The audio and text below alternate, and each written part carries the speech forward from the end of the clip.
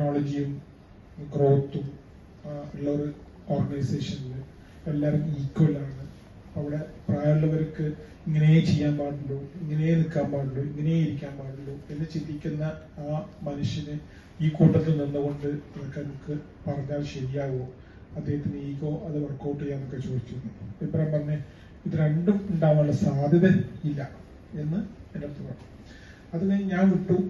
പിന്നെ ഞാൻ എല്ലാ കാര്യങ്ങളും അഭിമുഖമാണെങ്കിലും കവറിലിട്ട് തരാം, ആരൊക്കെ എന്ത് ചെയ്യും എന്ത് ചെയ്യില്ല എന്നുള്ളത്.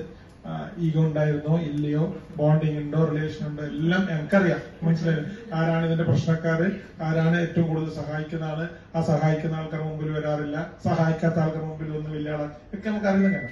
അപ്പോൾ അബ്ദുറഹ്മാൻ സാഹിബിനെ സംബന്ധിച്ചിടത്തോളം ഞാനൊന്നും അന്വേഷിക്കാനും പിടിക്കാനൊന്നും പോയിട്ടില്ല.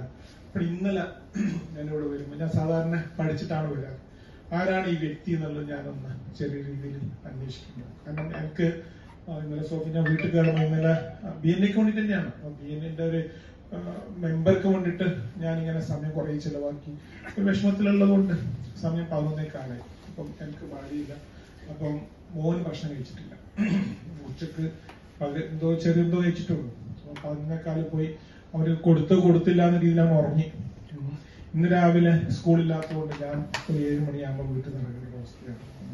ഇപ്പൊ ഞാൻ പോകുമ്പോൾ 4-5 മണിയാവും. പിന്നെ വർക്ക് ലോഡ് ഉണ്ട്. അപ്പം മനസ്സിൽ എപ്പോഴും ഒരു വിഷമം ഉണ്ടാവും, മോനെ കൂടെ നിൽക്കണം,